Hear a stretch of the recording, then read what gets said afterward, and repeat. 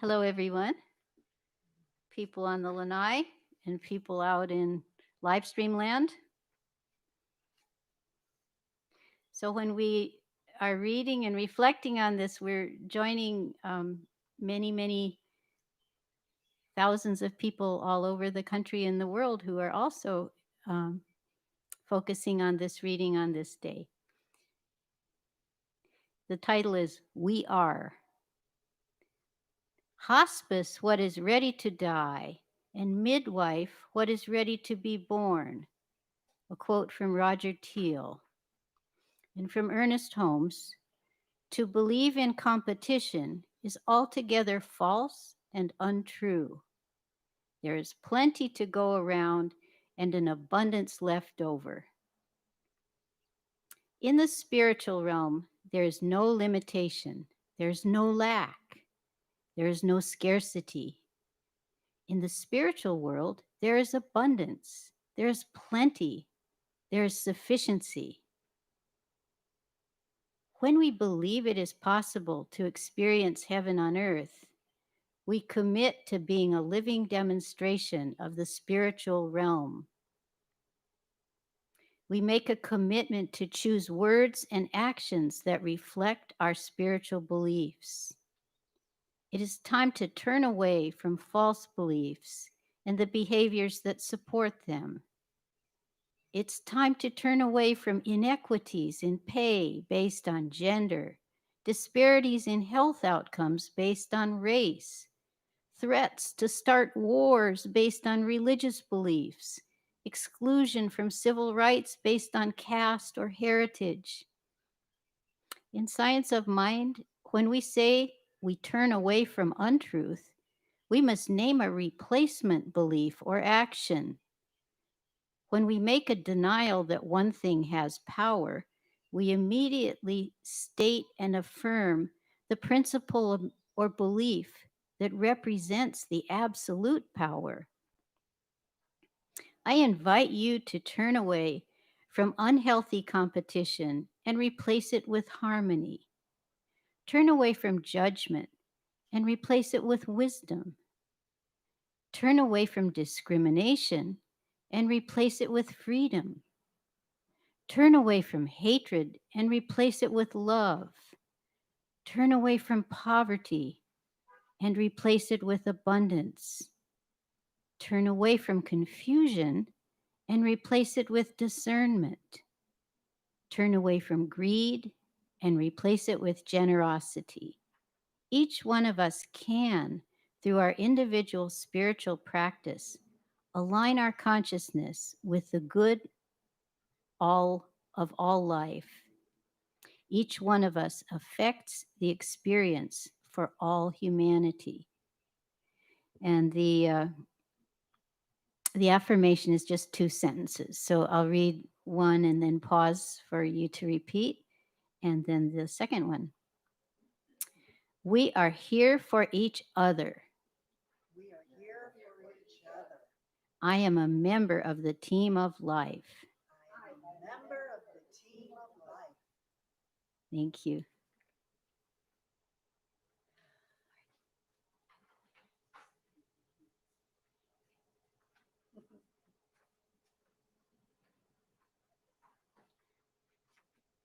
Thank you, Pasha. And let's have a moment of silence, just remembering everyone that needs our thoughts and prayers. And then I will ring the little bell when we will be finished.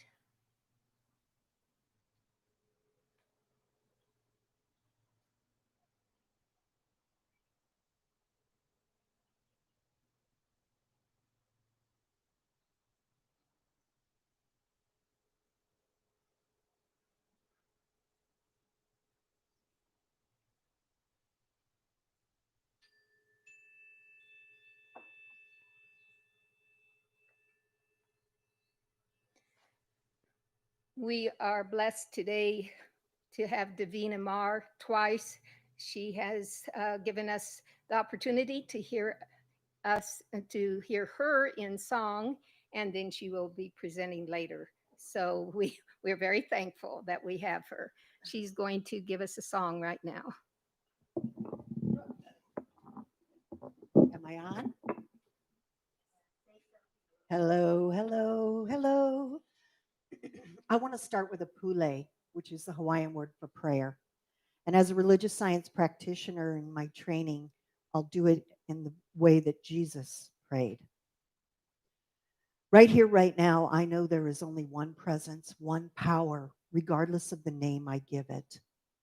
It is love, it is joy, it is peace, it is health, it is prosperity. And that is what I am. For I and every being on this in this universe is made of the God stuff of Jehovah, Allah, Mother Earth, Father Sky. And I speak my word today, knowing that everything is unfolding this service in a most wondrous way, with surprises here and there, going with the flow, letting it go of any attachment or need for it to be a certain way.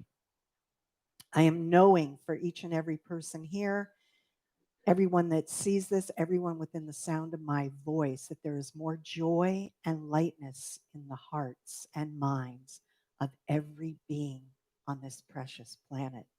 And I give thanks for this knowingness. Thank you, Mother, Father God, for all the blessings. And I let my word go, knowing that it is already done. And so it is. And I'd like to dance a hula for you, Wahine Ilikea, about our beautiful, beautiful planet.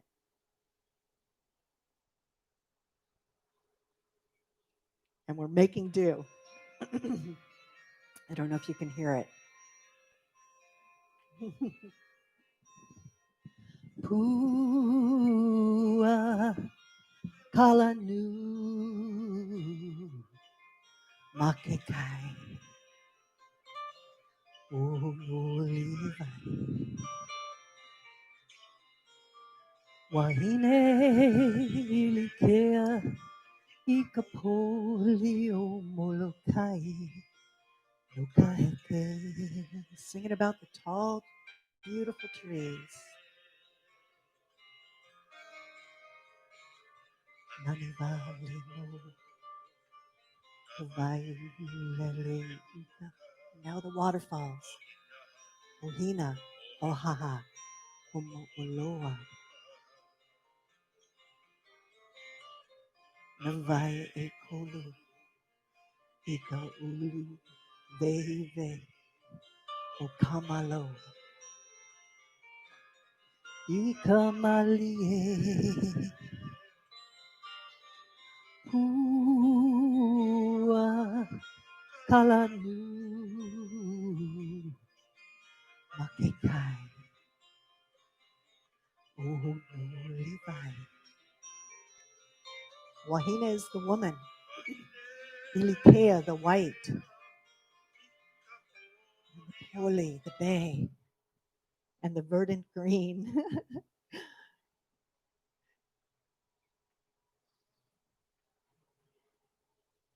Nani vale no kavai lele uka ohina.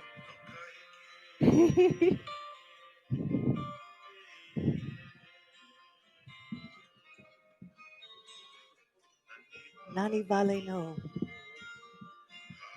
kaaina halava home ho'okipa akamalahini, the newcomer.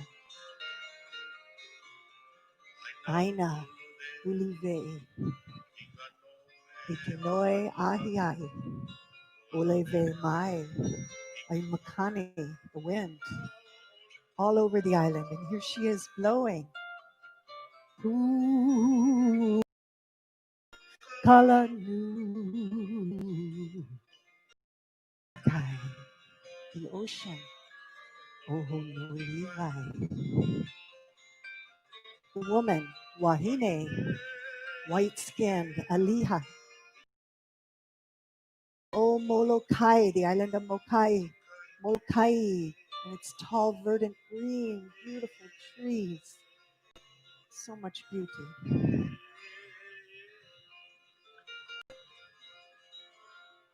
Mahalo.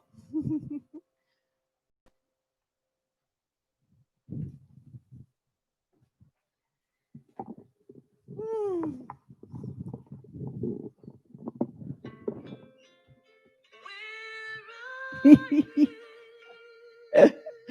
We're makeshifting, shape shifting, going with the flow. Thank you, Davina. My name is Margie Bourgeois, and I welcome everyone here.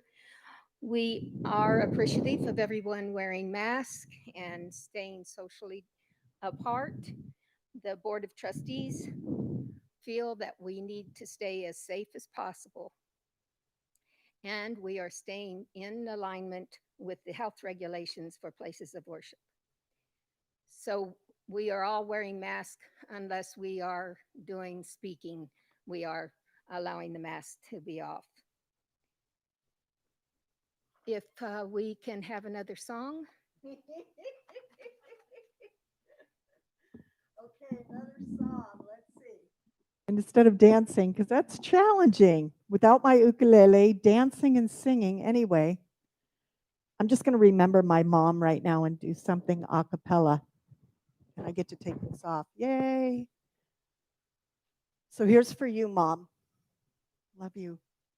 Mother Teresa, Teresa Marie Dufault.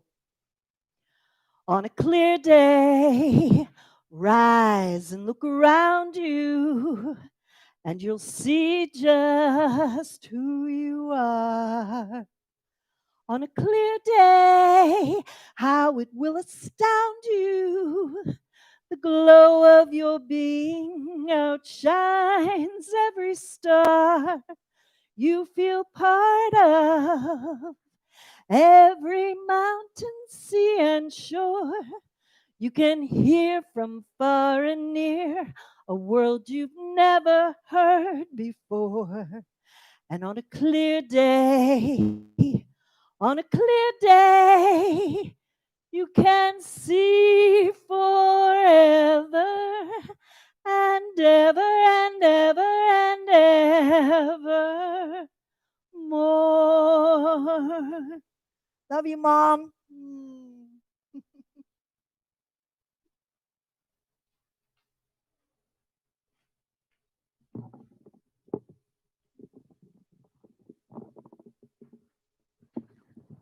Thank you.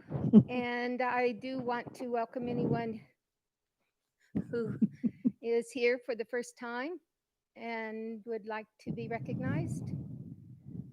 It looks like we all have had the privilege of being here, so I appreciate that. We are in the habit of having a question asked, and each of us will answer, but I think that we can do it without getting up. I'll let everyone answer the question. If you have a question for us, Davina? Absolutely. Great.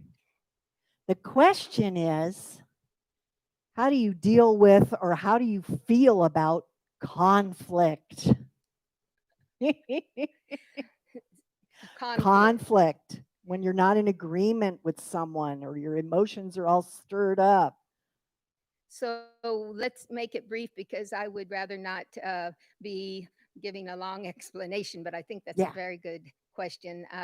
We'll just go around. Yes. So, Patty?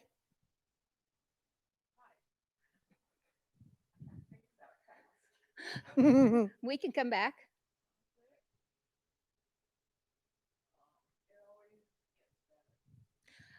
Patty says it always gets better. That's beautiful. And Pasha?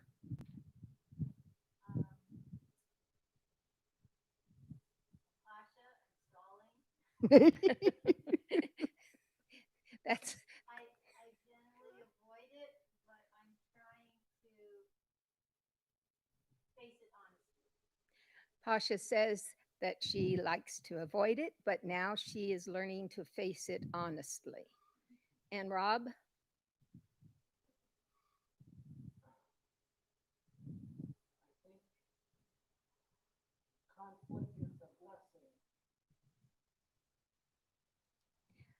Rob says conflict is a blessing.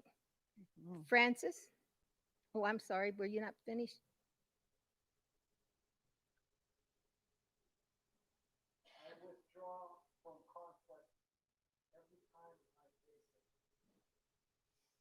Mm.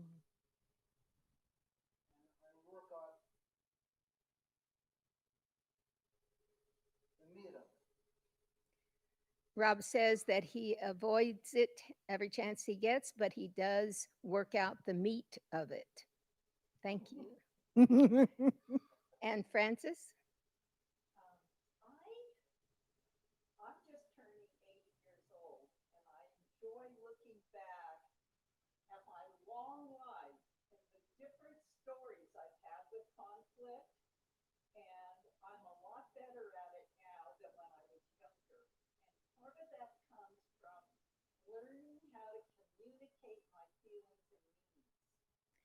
Thank you. Frances says that she is turning 80 and is looking back at the conflicts she's had in the past and that she has learned how to manage conflict better at this time in her life rather than earlier. And she is making sure, I'm sorry, the very, very last of it was communication with anyone that she is in conflict.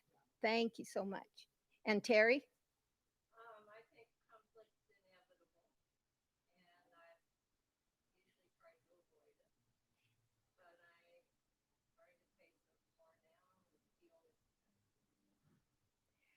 Thank you, Terry. She says that she does like to avoid it, but she is now attempting to be able to overcome the conflict that she sees. And I appreciate the question, although I think it is difficult. In the past, I too have just gone in, and if I need to take care of something with someone and I think that they're wrong, I'm going to let them know.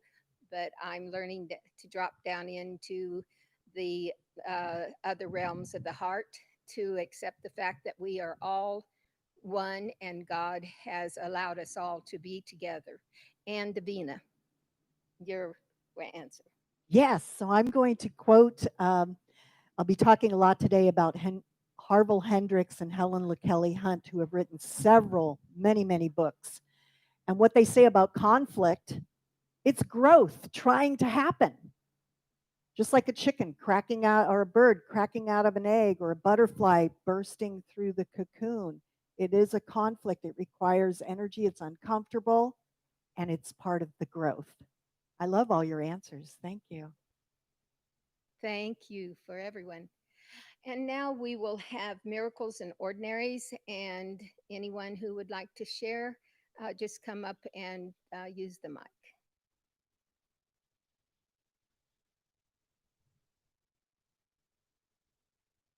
Anybody?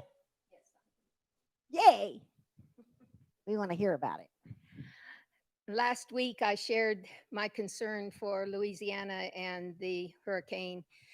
And I really believe in prayer and thoughts because it was headed directly into the same path that Rita took 15 years ago, which killed numerous people and was a 20-foot surge, which put cows and alligators and all animals up in the trees. This time, Laura went to the east and into the marshes, and the news does show destruction in Lake Charles and Holly Beach, but it is not like it could have been. This was a 4-level hurricane. So I am very thankful that the miracle happened, that more deaths occurred from generator use rather than the storm itself.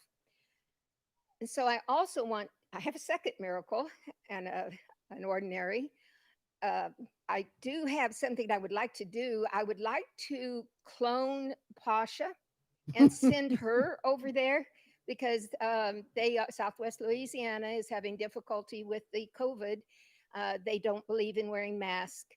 And as you can see, what's happening here, what we are doing, what Pasha has set up, I, I mean, let's all say thank you to Pasha because she is a miracle for our church. Thank you so much. We now are going to have Davina do her second role. I mean, why not? If you're a musician and a speaker, just do both at the same time. We knew what we were doing today, having her. She is a past board member of New Thought. She has been a member for 15 years here. She is a loving life coach, a safe conversations facilitator, and she leads the Kona Living Aloha. She hosts a weekly 1 hour conference call on Mondays at 9 a.m. and hosts the weekly support group here in the New Thought Center on Thursdays from 6 to 7. She enjoys helping people apply the life changing principles of universal laws and unconditional love. Her life studies include being a spiritual practitioner and student of science of mind for the past 35 years, as well as working with 12-step programs and what is needed so much today, nonviolent communication. Thank you, Davina. Thank you, Margie.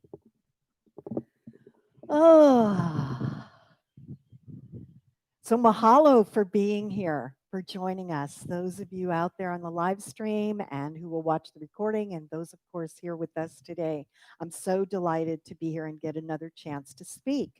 Last time I spoke was in January, and I got to talk about grief, which was up big for us, real strong, with the very recent passing of my music partner, Brian Nakasone. God bless you, Brian. So that talk was about grief, which of course is a part of life, and how we deal with it is important. Moving through our allowing emotions to come up. We're all in a grief right now with our lives that are in upheaval and have changed with the requirements and requests to wear masks, to social distance. So naturally, we're all in a grief of a letting go of the life that we used to know that was more carefree. And what a blessed time it is. For I know that in this conflict, growth is happening. We are going to come out on the other side. May each of us be experiencing the blessings of this time.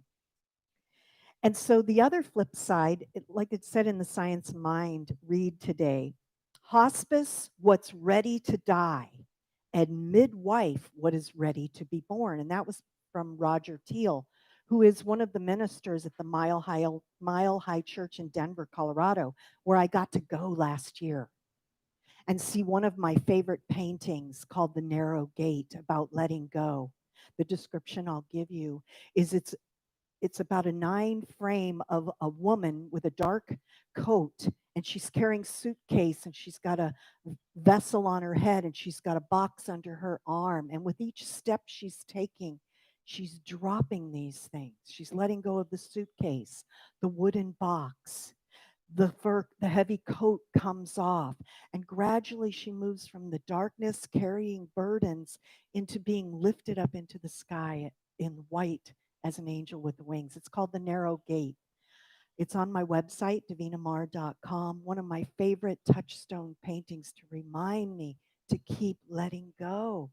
Let go of our burdens, physical, mental, emotional.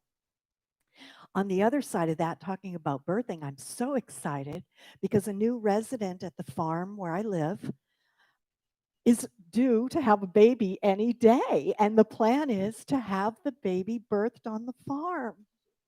So, what a blessing to birth something new, to have a new life springing forth. I'm so grateful, so very grateful.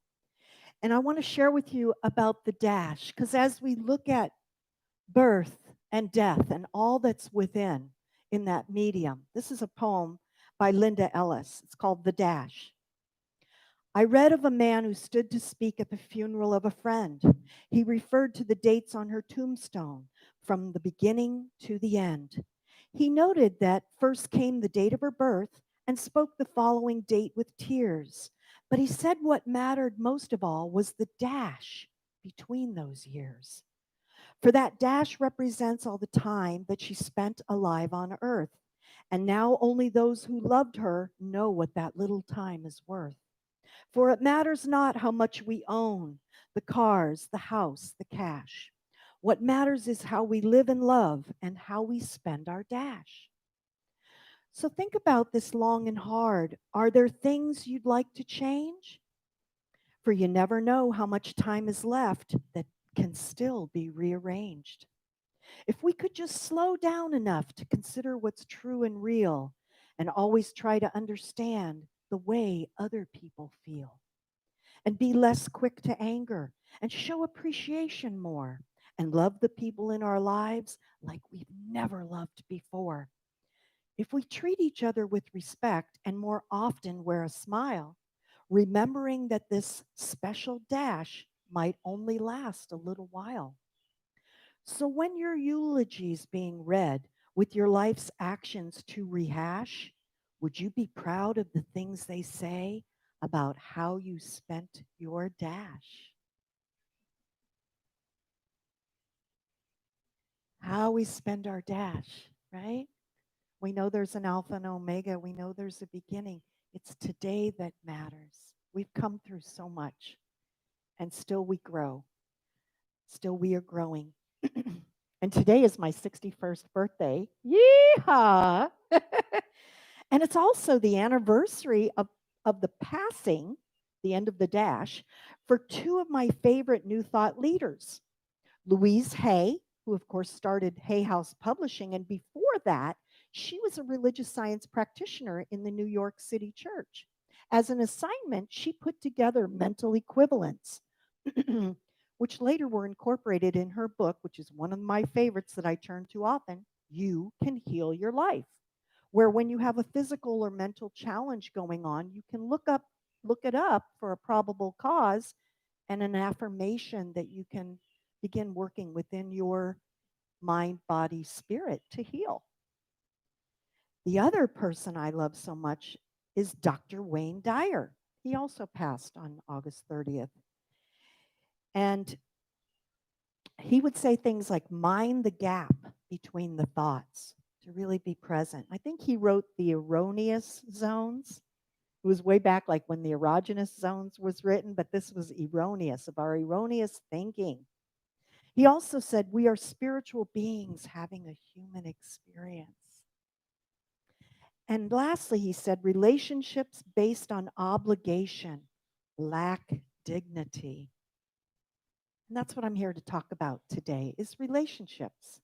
As I've mentioned, the mentors at relationshipsfirst.org, Harville Hendricks and Helen LaKelly Hunt, who were co-creators of the Imago theory and therapy, have been marriage partners for over 40 years. They were previously divorced with children from each side of their marriages, combined the families, have had their ups and downs as all relationships do. As they've pointed out, there are stages in a relationship. The first one is attraction, right? That gets us to the table and how we get all excited. And then we have the attraction, and then we move into the romantic stage, the honeymoon stage, which often lasts about 12 to 18 months, somewhere in there. And then something happens within our physiology and our neuro system where we make a commitment, and then the things that we once thought were so fun and attractive about our partner kind of, in words of my mother, drive us up the wall. And we end up in what's referred to as the third phase, the power struggle. We're trying to get our needs met. And there's an old thinking that it's up to our partner to meet all of our needs. So the fourth stage that we're moving toward, and what I'm working on and enjoy teaching classes and working with people, is to get to the mature love part, where we can see each other warts and all, accept, and be kind, loving, respectful, positive. There's several books that they've written. This one called Couplehood is a workbook, a new way to love. And I just want to read a little bit of it. Tom Robbins, who wrote Still Life with Woodpecker, said, we waste time looking for the perfect lover instead of creating the perfect love. And in the Imago therapy and theory, Hendricks and Hunt remind us about the influence of our childhood. So I'm just going to talk a little bit about that. Even if you were fortunate enough to grow up in a safe, nurturing environment, you still likely bear invisible scars from childhood because from the very moment you were born, you were a complex, dependent creature with a never ending cycle of needs. Freud correctly labeled us insatiable beings, and no parents, no matter how devoted, are able to respond perfectly to all of these changing needs. That's from the book Getting the Love You Want. You see, neuroscience in the nervous system, the childhood experiences are recorded in your brain, which stores all the familiar traits of the people who influenced you most strongly at an early age. Perhaps a parent or step parent, one or more of your siblings, grandparents, other close relatives, or babysitters. A part of your brain recorded everything about them, the sounds of their voices, the amount of time they took to answer your cries, the way they smiled when you were happy and when they were happy, the color of their skin when they get angry, their talents and interests. Along with these impressions, your brain also recorded all your significant interactions with them. And these impressions and experiences created an image in your brain, a zone of familiarity. This zone, which may be both comfortable and painful, is our imago, IMAGO, and it influences us throughout life, especially when we fall in love. So there are no mistakes. Subconsciously, we are drawn to a person who is going to be familiar to us, remind us of mom or dad or grandparent or someone. The purpose of relationship that Hendricks and Hunt say, the purpose of relationship is to help us heal our childhood wounds, help us get our unmet needs met. That doesn't mean that our partner has to meet them all, but is a mentor, an assistant partner in helping us get them met. So earlier I asked you about conflict. How do you feel when conflict comes up? How do you deal with it? So in Safe Conversations, which is the modality that I use here at New Thought, we have a practice group once a month. The next one will be on Tuesday, September 8th from 6 to 8 p.m. And I'll be teaching a class later. I can tell you more about that by Zoom, where we're learning how to dialogue. We're learning how to speak up, talk about our needs. We talk about appreciations. That's very important, and especially in a long term relationship. We all need to hear that. You know, many people think they want to hear the three words, I love you, that would just really give them the warm fuzzy. But so many things have been done in the name of love that can be rather cruel. So, can you imagine moving beyond wanting to hear, needing to hear, I love you, to how it is when you hear, I get you, I see you, I understand you, I'm with you, right? Part of the process that we do is called validation. I want to read about that. Full conversations are a three-step process of mirroring what we've heard, reflecting it back verbally, and then confirming that we got it. And the second step is validating, and the third step is empathy. Validating. Precisely because you are in relationship with another person, it is healthy to be able to accept the fact that you and your partner see the world through different lenses. That facilitates the essential precondition for connection called differentiation, right? Because no two of us are exactly alike. We are different. It establishes that there are two realities that must be mutually accepted without judgment. After your summary, you then, when you validate your partner, you're saying that makes sense or you make sense, even if we disagree. So remember, you don't have to agree with your partner's view, but you do have to show that you see and respect their reality. In a safe conversation, creating the connection is paramount. That's why we call it a safe conversation. We're connecting from the heart, not at the intellectual level. We're processing up here, but we're connecting at the heart to see someone without making them wrong, without judgment or criticism. Not easy to do, especially for those of us who lived in families where there was a lot of criticism and judgment. Just takes practice to build that muscle to do it different. Who is right and who is wrong does not matter. The process of mirroring and validation affirms the other person and increases the trust and closeness. So the diagram, you see me using the figure 8. That's the symbol of the space between that Harville and Hendricks refer to, where there's two hearts, the infinity, when two hearts are connecting, and that space between where I can still stay connected with you, you feel safe with me, you know I'm not going to judge you and criticize, I'm just going to keep breathing, even if I get fired up and triggered. This morning, an idea popped into my head. You know, what's that saying about getting your hackles up? What Spirit told me this morning is hackles are shackles. So set ourselves free of the shackles, the things that bind us, that keep us separate from others that are not connecting. We all need connection. We are learning that more than ever. We're learning how to, doing it with less physical contact these days, especially for those of us who live alone. And we're learning how to connect with Zoom, with the phone, to perhaps meet up with someone for a short visit. So a little bit about the neuroscience. It's really exciting. Um, I worked with a coach, counselor, therapist, I guess is the word, in town. Years ago, I discovered the PTSD that was living in my body, the post-traumatic system, post-traumatic similar. Thank you. See, I'm forgetting what it is because I'm really letting it go. As many of you know, my father, my dad, my earthly father was a Marine soldier in Vietnam. My mother was legally blind. I'm the oldest of 4 children and the only girl. She had 4 children in 4 years and 6 days. So we were, the little nest was, I became the mother hen. My mother couldn't see. She could do everything except drive a car. Part of the stress that I experienced, and I'll get into this is about the vagal system. We all have this nervous system. And when we're in chronic fight or flight, chronically, which is what I was for many, many years, we're always tuning in and what's wrong. We're looking for the predator, what's wrong. And the nervous system is jacked up.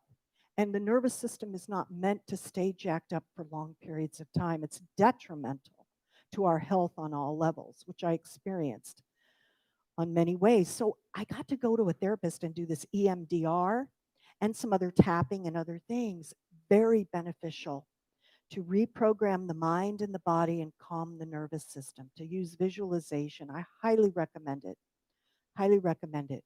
And so, as I was mentioning, the vagal system, the nervous system, when it's in fight or flight, is okay for short spurts, but in the long term, it's it ruins us, for lack of a better word. The other side of that nervous system is the part that does the rest and digest, because we cannot rest and digest when we're in fight or flight. So how do we do that? We learn to work within our own system. We work with a coach, with a therapist. There's zillions of applications out there that you can even download on your phone to help you calm down, get in with the breathing, meditation, awareness. I highly recommend it because we want to build our immune system. All this fear that's surrounding what's going on in the world is not helping our immune system. So our job is to take care of us, okay? To be aware of the gap, mind the gap between the thoughts. If I'm having fearful thoughts, what's the truth about this? Reach out to a friend, talk about it, right? We need to be heard. Otherwise, it cycles round and round. So that's a little bit about the polyvagal and the vagal system. Here's an interesting thing about, see how this sits with you. Is everybody still with me? This is an interesting thing, and many of you who know me, one of the things I'm working on is moving away from labeling people. He's an idiot, she's an alcoholic, blah, blah, blah. Move away from the labels because that's not who we are. We are spiritual beings having a human experience. Our tendencies and behaviors of how we try to cope with life do not define us. They are changeable. And they just need, we need more love. When we're being unkind, unloving, we need more love, not less. The other piece that I don't like too much is gender identification. I believe, as Carolyn Mace wrote a book many years ago, and she talked about the chakra system, the, the Kabbalah, and the Christian sacraments. The name of the book is Anatomy of the Spirit. And the heart chakra is represents the sacrament of marriage. To me, that's where the masculine and the feminine, not someone marrying another person, but the masculine, feminine within us. So here's one of the things another relationship course is saying, that men, or the masculine, have a tendency to want to be admired, respected, and to feel like they are in some sort of control. That's the masculine. The feminine wants to be cherished, valued, and feel safe. And so, can we identify with all of those within ourselves, that we are both masculine and feminine? We want to be admired, respected, and feel like we have some control over our life. And we want to feel cherished, valued, and feel safe. And when we don't, we tend to perhaps act out. Nothing wrong with that, just a signal. I need more love. I need someone to love me. I need someone to hear me. I need to talk about this. So, hearing I get you is more powerful than I love you. It's those three little words, I get you. And to have someone really sitting and being present with you, no matter how cockamamie crazy what you're saying might seem to me, my judgment, I'm getting out of my head, dropping into my heart. The heart just knows love and compassion. That even if we disagree on things, I'm still keeping an open mind and heart. That's our practice. Not easy. Have I got it, mastered it? No. But I'm still work on it. It's like building the muscle, building the heart muscle, right? It's a key to health. And in the calls and the groups that I host, I share universal principles and empathy. I'm still learning empathy, and this is where I met Frances. Nonviolent communication with Andrea Pro. Great groundwork. Learning, what are my feelings? What are my needs? How can I make a request and not be too disappointed if somebody doesn't fulfill it for me? Oh, you're unable to? Okay, next. Do I really need that? What am I needing? So that constant, now as we're maturing and growing up, taking care of ourselves and asking. Learning to navigate through our emotions. So being heard is priceless. Priceless. Yeah.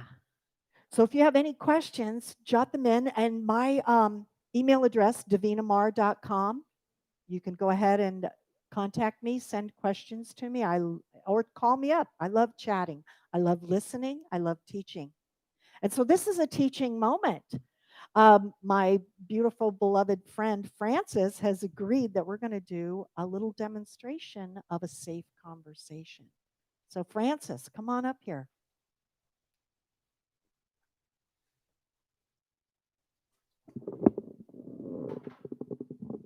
Would you like to sit? You're fine standing. Okay. Yeah.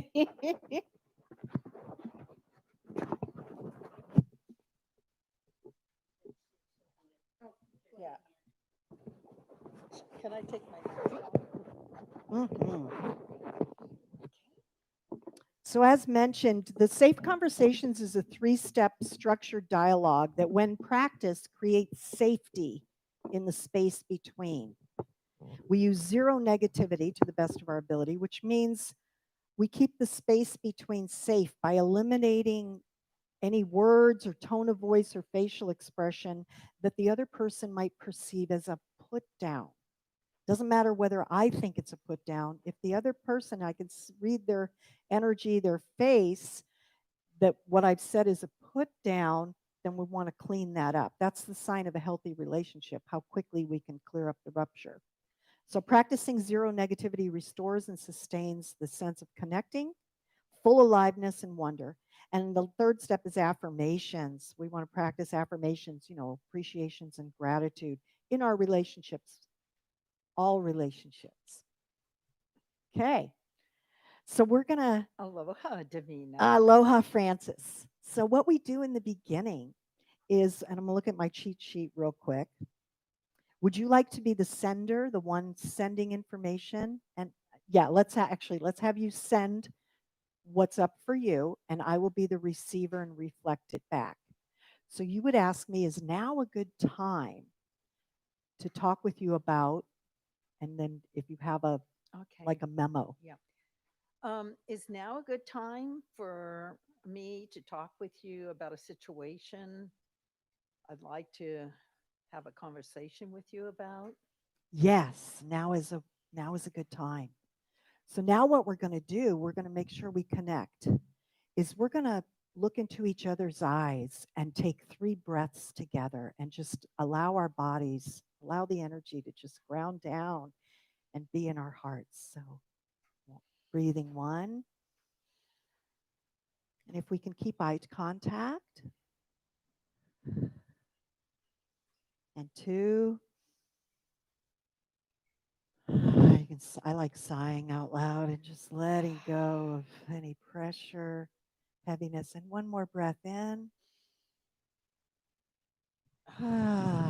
Yeah. Yeah. Okay. Okay. Would you like me to now tell you what's going on with me? Yes, please. I'm all here for you to hear what's up for you. Okay. The first thing that came up for me when I walked into this beautiful lanai and to see it so vacant, my heart sank. Uh, what's going on? Where are all the beings so full of love here? They're not here. Okay, let me see if I got that. Yeah. So when you walked in here this morning onto the lanai, you looked around and you asked, "Where are all the loving beings? Where is everyone?" Did I get that? Yeah.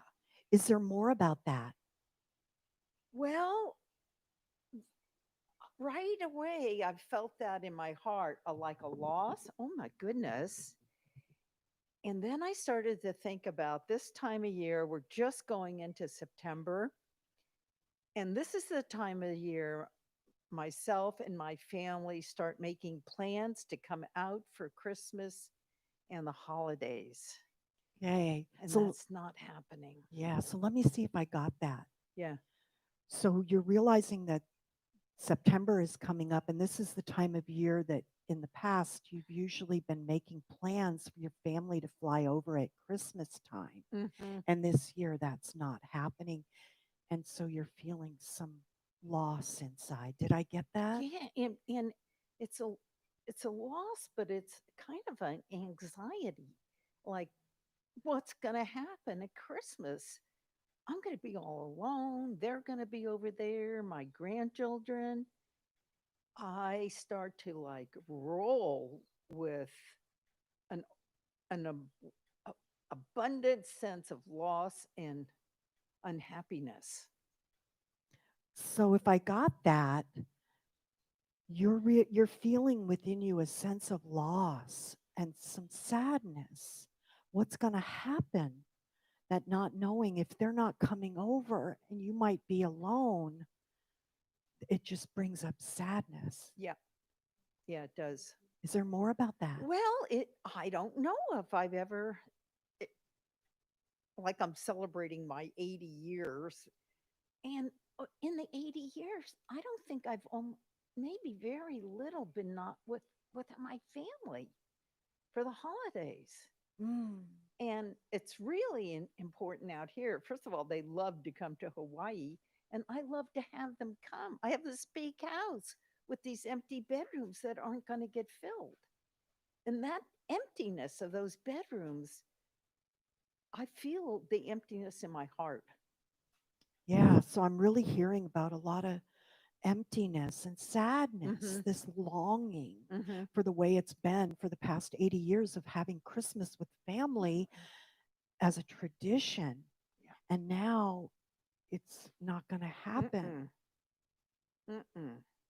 I don't even want to look at the bedrooms anymore because they're all nicely made and clean and in a way expectant, but they're not going to get filled.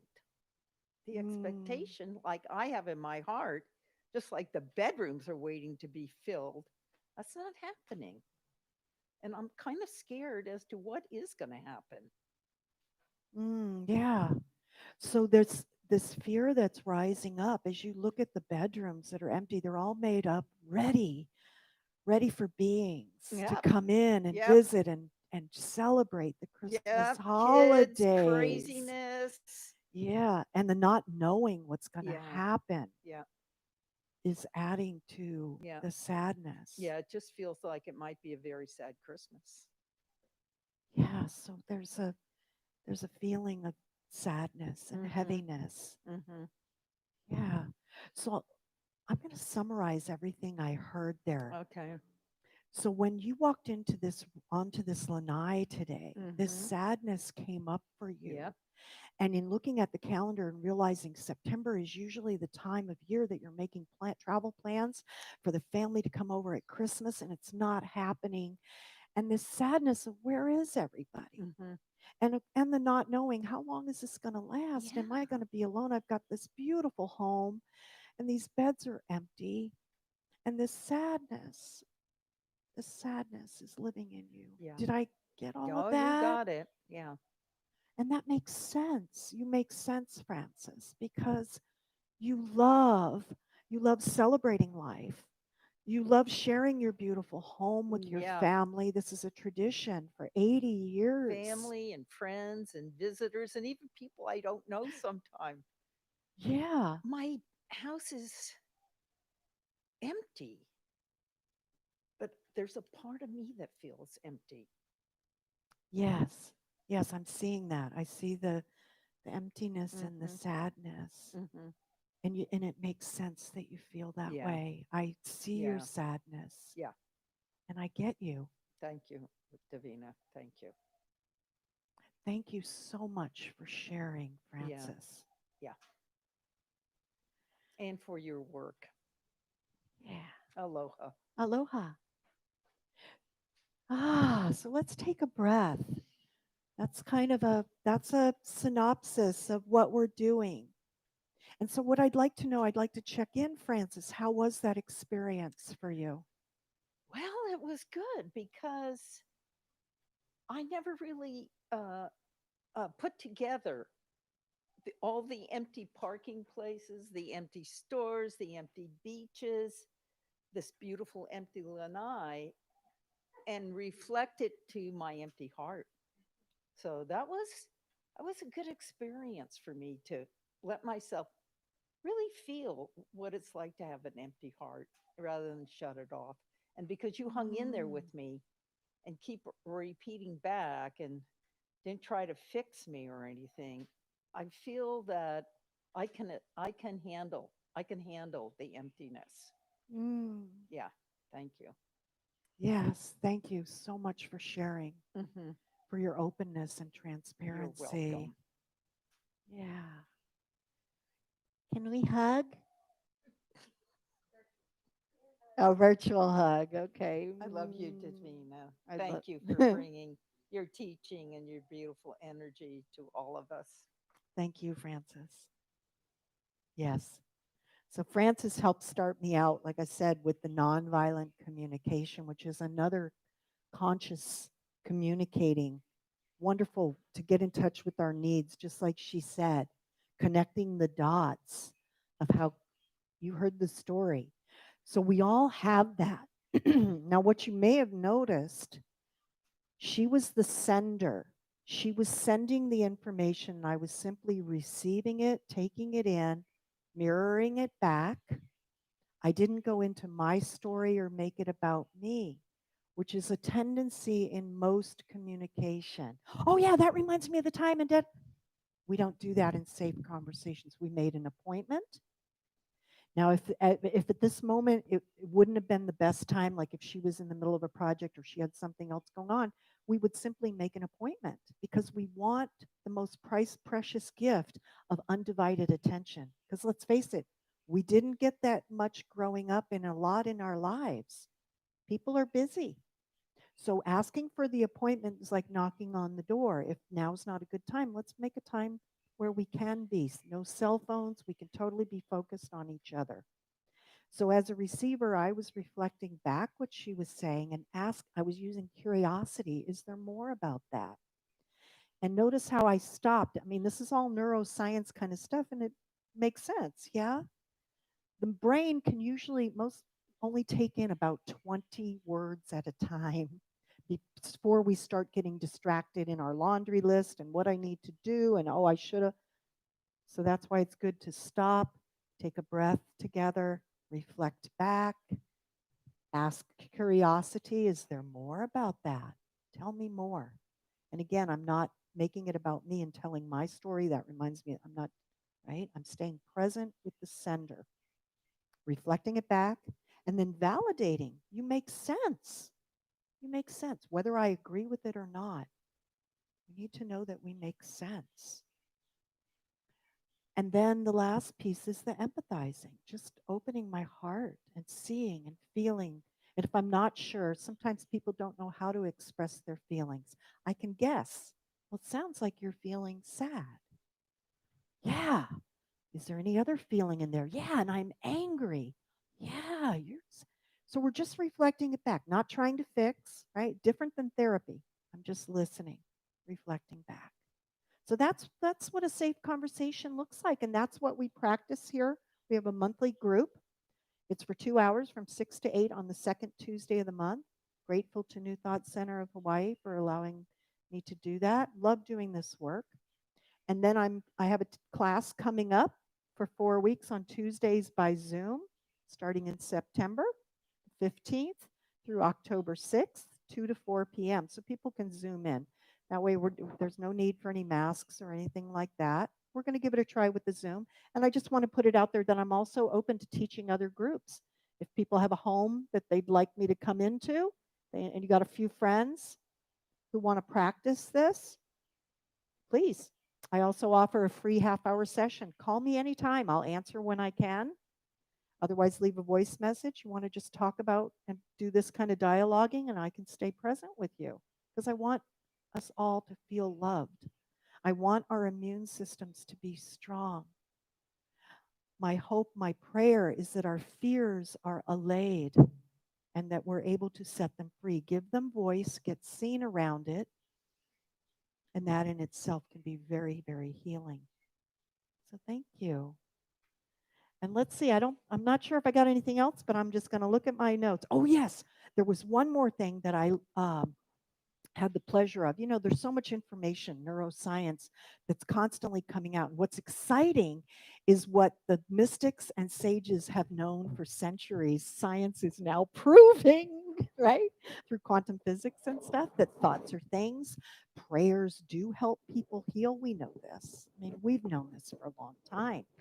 There's a system I heard of recently that I believe is true, that we might have one mind up here. We have three brains. We have the brain that's up here in between our ears, right, with all the hemisphere and logic and the creativity. We have the heart brain that knows a lot of things before they happen. And we have our gut. And when we are in alignment, right, those are the chakra systems and all of that, when we have this brain in the head, this brain in the heart, and this brain in the puka, in the belly, all in alignment, and we tune in and listen, life goes a lot smoother. Right? So keeping those open and tuning into ourselves, that's our job. The methodology that I learned about that was helpful with that is called body talk. So another variation of healing.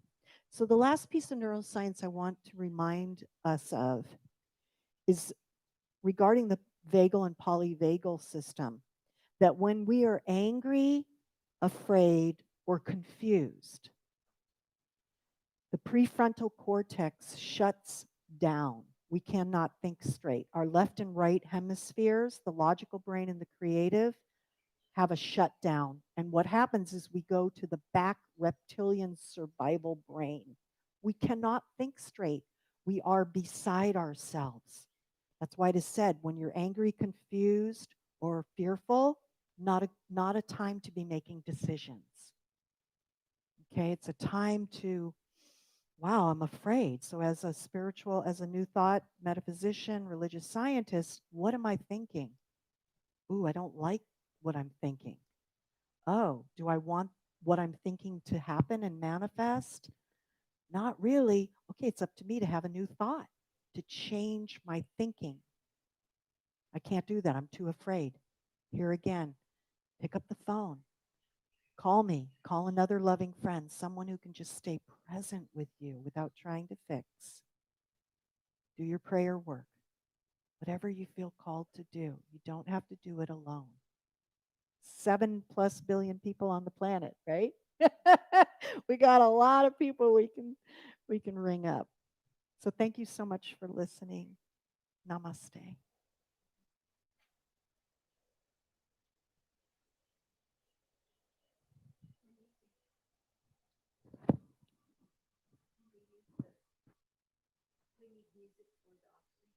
We need music. Oh, okay.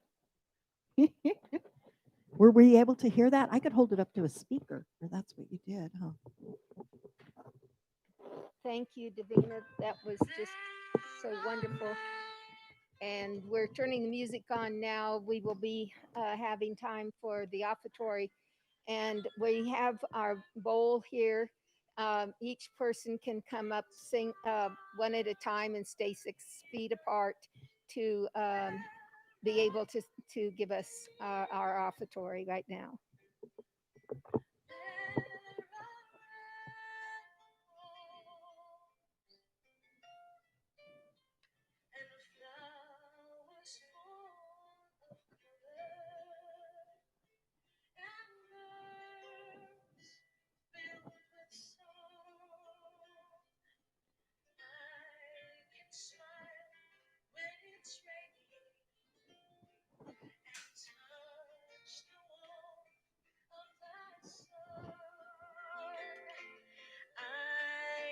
Children laughing in this place that I love, where I live. There are rainbows and flowers full of colors and birds filled with song. I can smile when it's raining and touch the warmth of the sun. I hear children laughing in this place that I love, where I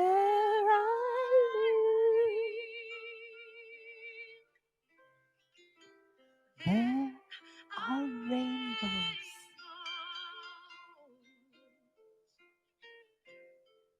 with life in the laughter of morning and starry, starry,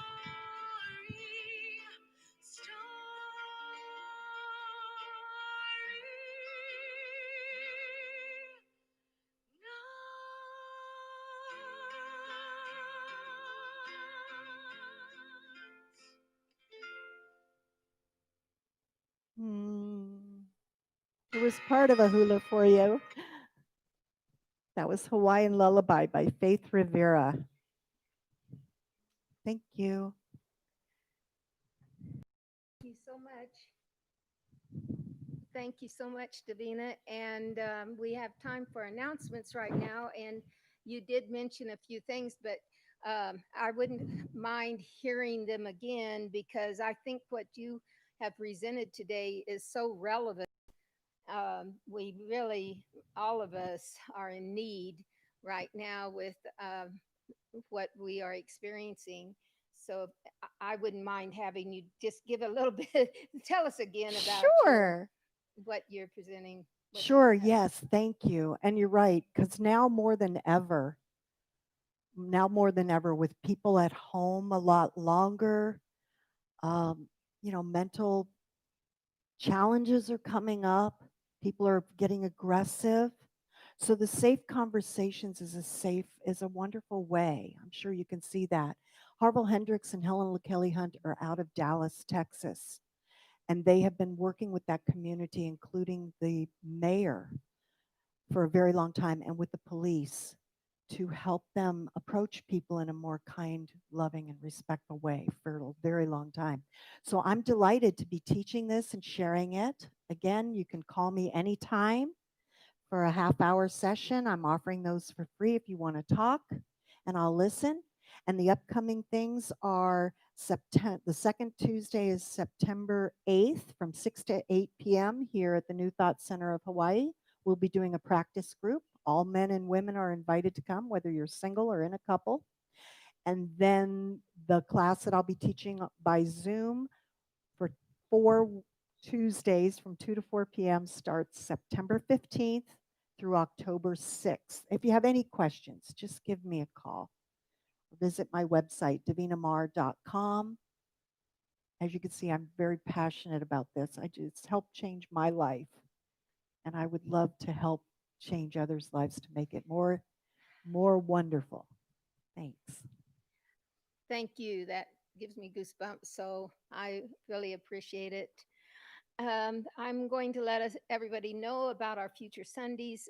On the 6th, we will have Kayla Harvey, which will be presenting resistance versus receptivity. And we got some of that this morning. The music will be by Devora Kalma.